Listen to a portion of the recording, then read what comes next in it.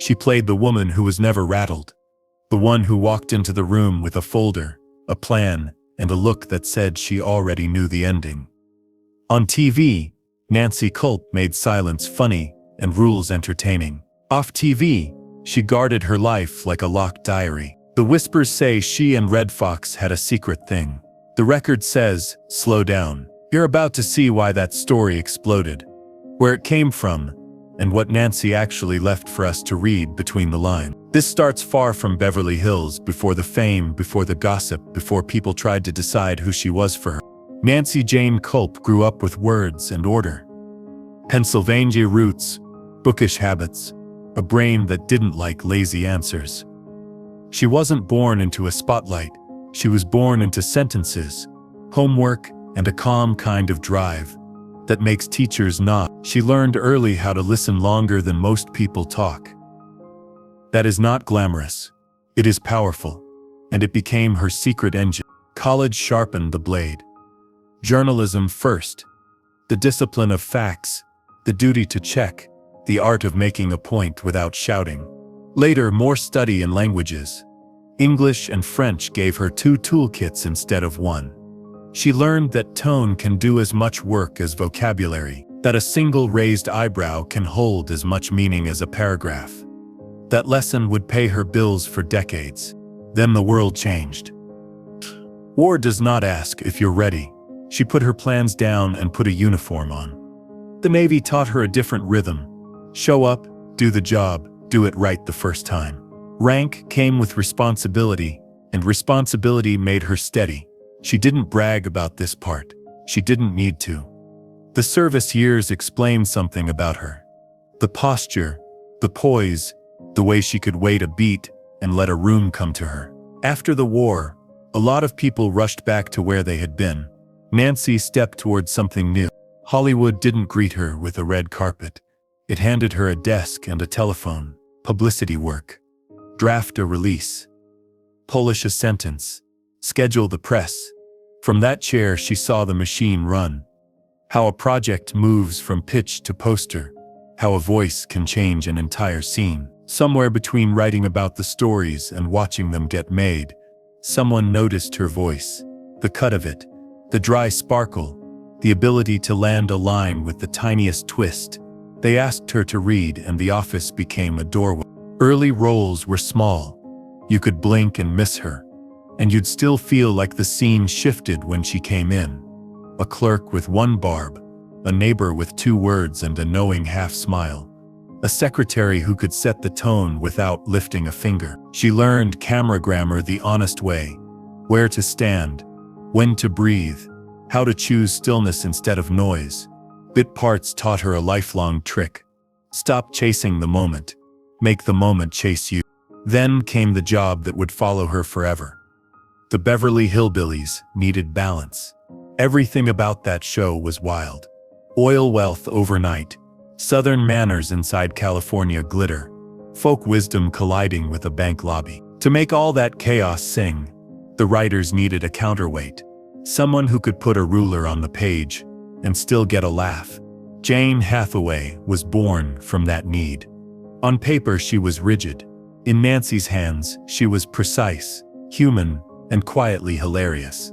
Posture like a yardstick. Voice like a razor. Eyes that could say no and nice try at the same time. She didn't flail, she didn't mug, she trusted the audience to meet her halfway, and they did.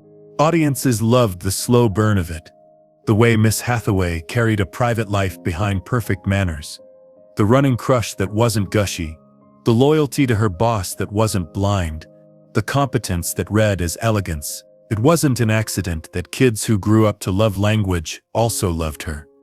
She proved timing can be as loud as slapstick. The show ran for years. The wards noticed, the role made her famous. It also invited a problem that comes for every standout character actor. The box. People decided that buttoned-up spinster was what she was, not just what she played. The more they decided, the more she let them, because she had a rule she rarely broke. The work is public. The life is mine. Typecasting isn't always a prison. Sometimes it's a passport. That image got her hired across a spread of projects. She could be the schoolmistress with the killer line, the office gatekeeper who knows where the bodies are buried, the town official who softens at the exact right moment. She brought that same bone-dry delivery to animation too, which is harder than it looks. In a recording booth, you can't lean on a stare or a tilted chin. You have to make music out of syllables. She did. Voice acting suited her control. She could puncture a scene with a single word and let the echo do the rest. Television, meanwhile, was exploding into 100 rooms at once, and Nancy walked through many of them. Courtroom dramas, light comedies, blue-collar sitcoms that played closer to the bone. If a series needed an adult in the room, someone who felt real, who could hold nonsense at bay and still give it oxygen when the laugh needed it, she fit like a glove. This is where the rumors fuse got its spark. One of those rooms belonged to Redd Foxx, a man who turned nightclub grit into primetime thunder. We'll get there. But first, a different kind of reveal. One Nancy gave on purpose in her way. Late in life, someone asked the question celebrities get asked when people want a headline. She didn't swat it away. She didn't swing it wide. She answered by implication, not opposites, but birds of a feather. That was her style, elegant, sly, and deliberate. She didn't offer a biography, she offered a compass point. It was enough for people paying attention. It also explains why rumors clung to her. When you master subtlety, the world starts writing fan fiction. She kept control, even as the guessing grew. Then she did something that upended the image people had built for her. She ran for Congress, not as a stunt, not as a nostalgia tour. She ran because she believed the basics matter. Schools that work, waters and woods that don't get poisoned for a quick buck, towns that take care of each other. Politics is not a gentle craft, and it didn't treat her gently. The campaign turned sharp.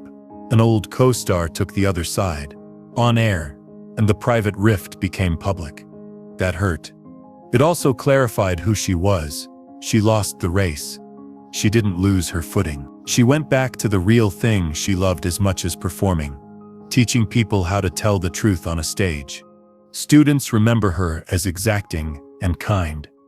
She would cut 3 words and explain why the 4th would finally lift. She taught beats like music, where to place the pause, where to let breath run, where to save your powder for 5 lines later. She wasn't impressed by loudness. She was impressed by intention. Actors who learned from her stopped acting and started behaving truthfully under imaginary circumstances. That old definition, polished by someone who had done it at a high level for a very long time. She gave them permission to be small when small is stronger. Away from classrooms, she poured herself into work that didn't need cameras to count. Local theater, animal rescue and welfare, community groups that help families with medical and mobility challenges. None of that looks glamorous. All of it is glue. She showed up with sleeves rolled and no need to stand center. That's the through line from her service years. Steady, useful, present. And now the rumor you came for. The one that shoots voltage through comment sections. Did Nancy Kulp and Redd Foxx date in secret? On the surface it reads like a perfect opposites attract headline. The prime enforcer of order and the fearless king of club-edge comedy. In this version they meet between takes. They recognize a shared brain. They keep it quiet because the world would not understand. It's romantic. It's spiky. It also sits on a thin bench of evidence. Here's what's solid. They shared a professional orbit. She guested in his TV world. He respected actors who could hit a line from a standing start. They were both readers. They were both sharper than their characters. They both valued control. He on stage, she in the pocket. In private settings, could they have connected more deeply? Maybe. Hollywood has hosted stranger pairings. But the paper trail goes dim. No photographs that matter. No first-person confirmations from the people who always talk. And Nancy, by design, didn't feed gossip for sport. So why does the story stick?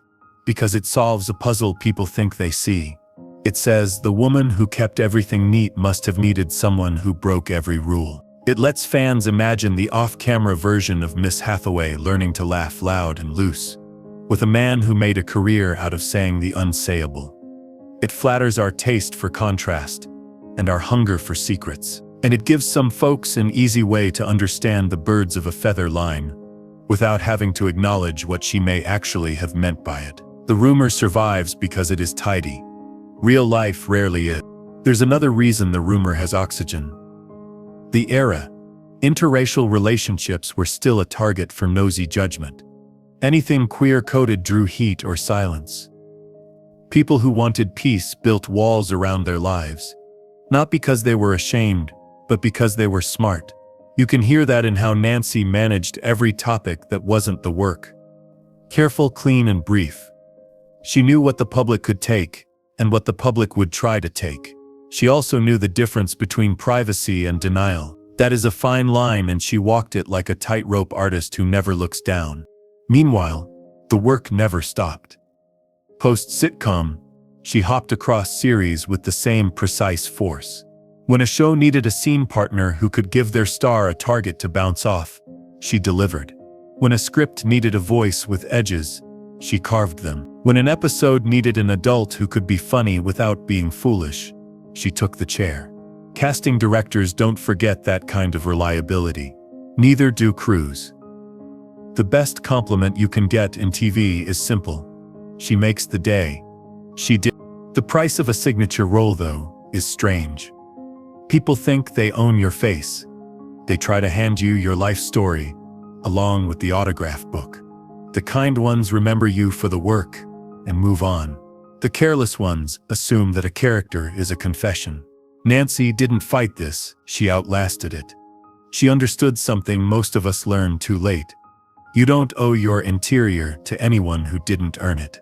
Then the body called a timeout. Years of smoking were part of her picture, like they were for so many in that generation. When the diagnosis came, she met it with the same calm she brought to everything else. Do what the doctors ask. Keep your grace. Don't let the illness become the whole story. Treatments are hard. They steal appetite and energy, and the hair people think defines you. She kept her wit as long as she could. Friends say she never turned sentimental, never made herself the center of pity. That's not who she was. She kept choosing small acts of order, tidy, human, quietly brave. As the fight narrowed, she did what steady people do. She put her affairs in clean lines, so no one else would have to. No speeches, no self-documentary. She left the noise to people who like noise. And when she was gone, the absence was louder than anyone expected. That's the paradox of a quiet life lived well. It leaves a shape that keeps echoing. What does all this mean for the rumor? The secret romance that would explain the unexplainable?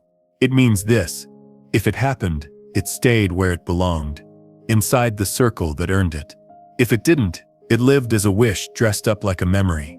Either way, the lesson doesn't change. Nancy Kulp proved you can be public on your own terms, that you can protect your core without hiding, and that understatement is a kind of power most people underestimate until it walks into a bank lobby and steals a scene with a single glance.